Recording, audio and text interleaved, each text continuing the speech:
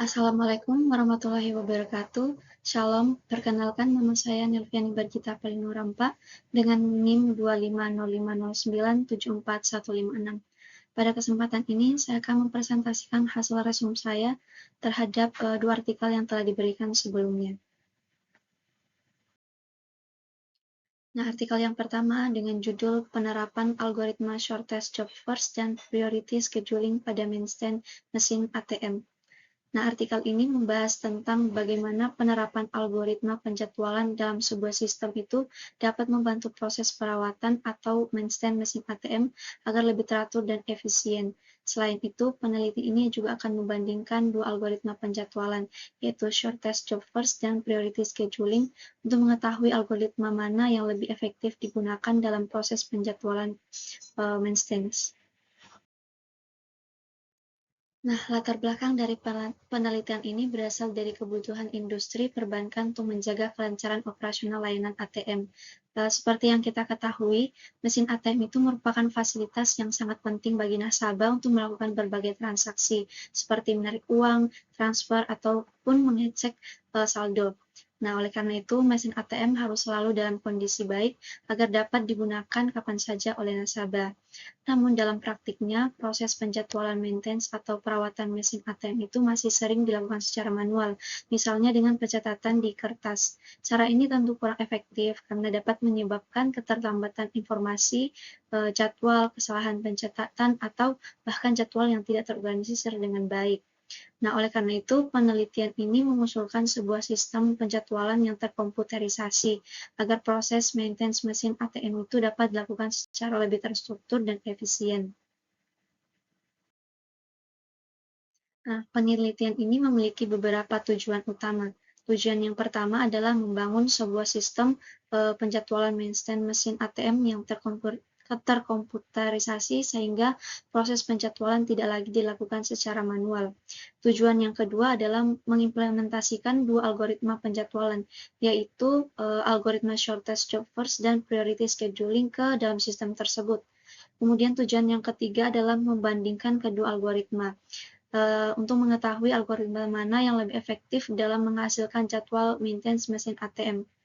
Dengan adanya sistem ini diharapkan pekerjaan teknisi itu menjadi lebih terorganisir dan proses maintenance itu dapat berjalan lebih efisien.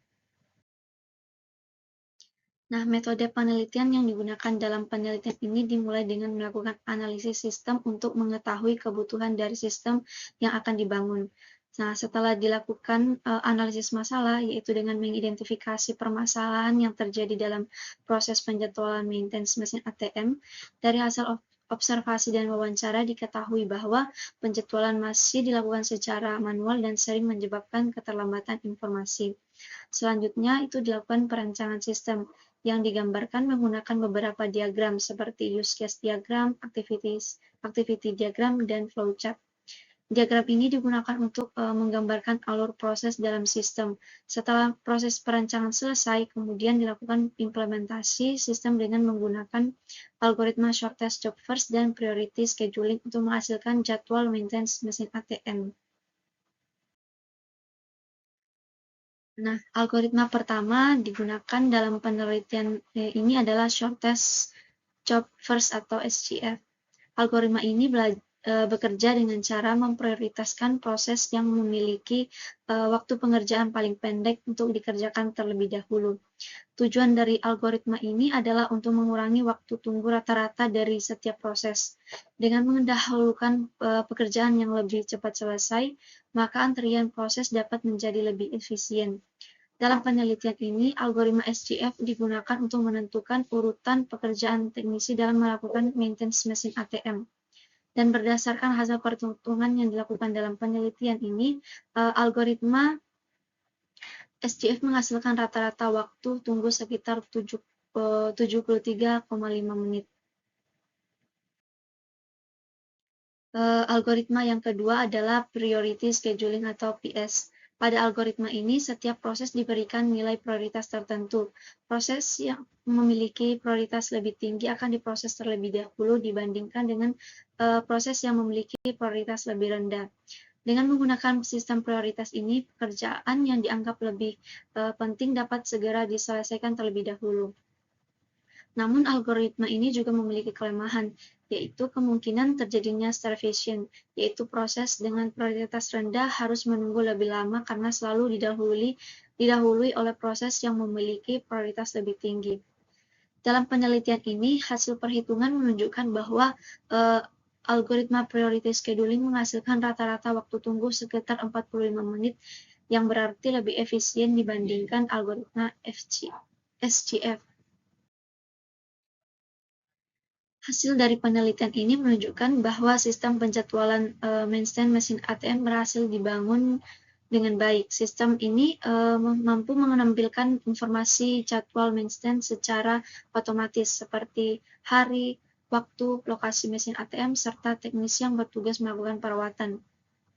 Selain itu, sistem ini menyediakan fitur untuk menghasilkan jadwal menggunakan algoritma SGF maupun priority scheduling. Dengan adanya sistem ini, proses pengelolaan jadwal maintenance menjadi lebih mudah dan lebih terorganisir. Dari hasil perbandingan kedua algoritma tersebut dapat dilihat bahwa algoritma priority scheduling itu lebih memberikan hasil yang lebih baik karena memiliki waktu tunggu rata-rata yang lebih kecil dibandingkan algoritma SGF. Nah, berdasarkan penelitian yang telah dilakukan, dapat disimpulkan bahwa sistem penjadwalan mesin ATM itu berhasil dilakukan dengan menggunakan algoritma shortest job first dan priority scheduling. Sistem ini membantu proses penjadwalan lebih terkomputerisasi sehingga memudahkan divisi maintenance dalam mengatur jadwal pekerjaan teknisi. Selain itu, sistem ini juga mampu menampilkan jadwal maintenance secara lebih terstruktur dan mudah dipahami. Dan dari hasil perbandingan yang dilakukan, algoritma priority scheduling terbukti lebih efektif dibandingkan algoritma SGF karena menghasilkan waktu tunggu yang lebih kecil. Dengan demikian, penggunaan algoritma penjadwalan dalam sistem maintenance mesin ATM dapat meningkatkan efisien kerja dan membantu operasional perusahaan menjadi lebih optimal. Lalu artikel yang kedua ini dengan judul keamanan kernel pada sistem operasi modern. Nah, artikel ini membahas mengenai pentingnya keamanan pada kernel sistem operasi serta berbagai teknik yang digunakan untuk melindungi sistem dari ancaman cyber.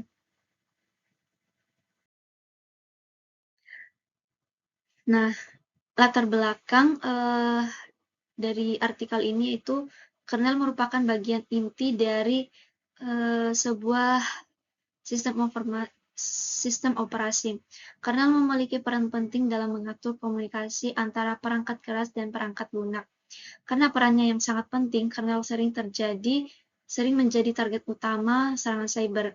Jika kernel berhasil diserang, maka seluruh sistem itu dapat terancam, termasuk kehilangan data dan gangguan operasional. Oleh karena itu, diperlukan mekanisme keamanan yang kuat pada kernel sistem operasi modern. Penelitian ini bertujuan untuk menganalisis berbagai mekanisme keamanan yang diterapkan pada kernel sistem operasi modern. Selain itu, penelitian ini juga mengkaji beberapa teknik keamanan seperti ASLR, kernel herding, dan mandatory access control. Tujuan akhirnya adalah untuk mengetahui seberapa efektif teknik-teknik tersebut dalam melindungi sistem dari serangan cyber. Penelitian ini menggunakan beberapa metode. Metode yang pertama adalah studi literatur, yaitu dengan mengkaji beberapa jurnal dan penelitian sebelumnya mengenai keamanan kernel. Metode yang kedua adalah eksperimen virtual, yaitu melakukan pengujian keamanan dalam lingkungan virtual menggunakan software seperti QEMU atau VirtualBox. Metode yang ketiga adalah wawancara dengan pakar keamanan cyber untuk mendapatkan wawasan tambahan mengenai praktik terbaik dalam keamanan kernel. Dalam penelitian ini terdapat beberapa mekanisme keamanan kernel yang dibahas. Yang pertama adalah Address Space Layout Randomization atau ASLR.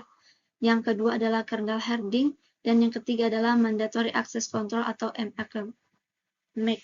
Ketiga, teknik ini digunakan untuk meningkatkan keamanan kernel pada sistem operasi modern seperti Linux, Windows, dan Mac OS.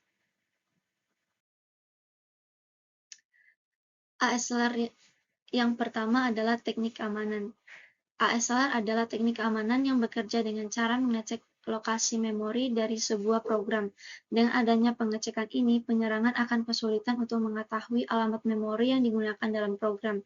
Teknik ini sangat efektif dalam mencegah serangan seperti buffer overflow yang biasanya memanfaatkan alamat memori tertentu. Lalu, kernel herding merupakan teknik yang digunakan untuk memperkuat keamanan kernel. Contohnya adalah proyek JSecurity pada sistem operasi Linux. Teknik ini dapat membantu mendeteksi aktivitas mencurigakan dan juga mencegah modifikasi kernel yang tidak sah oleh pihak yang tidak berwenang. Lalu, Mandatory Access Control atau MAC adalah mekanisme kontrol akses yang berbasis kebijakan keamanan. Contohnya adalah implementasi si Linux. MAC memungkinkan sistem untuk membatasi akses proses terhadap sumber daya tertentu sehingga dapat mencegah penyalahgunaan hak akses atau privilege escalation. Nah, hasil penelitian menunjukkan bahwa penerapan mekanisme keamanan kernel dapat meningkatkan perlindungan sistem secara signifikan. Misalnya, penerapan ASLR mampu mengurangi keberhasilan serangan sekitar 85%. Selain itu, kernel hardening dapat mendeteksi aktivitas mencurigakan, dan MAC mampu membatasi akses sistem secara lebih ketat. Namun demikian, terdapat beberapa tantangan seperti penurunan kinerja sistem, konfigurasi yang cukup kompleks, serta kebutuhan pembaruan keamanan secara rutin. Sebagai kesimpulan, keamanan kernel merupakan aspek yang sangat penting dalam sistem operasi modern. Berbagai mekanisme keamanan seperti ASLR, kernel hardening, dan mandatory access control terbukti mampu meningkatkan perlindungan sistem dari berbagai serangan cyber. Namun, implementasi mekanisme ini masih menghadapi beberapa tantangan seperti overheat kinerja dan kompleksitas konfigurasi. Oleh karena itu, diperlukan pengembangan lebih lanjut agar keamanan kernel dapat diterapkan secara lebih efektif di masa depan. Sekian presentasi dari saya. Jika ada kesalahan kata ataupun penjelasan yang kurang dapat dipahami, mohon maaf. Sekian dan terima kasih.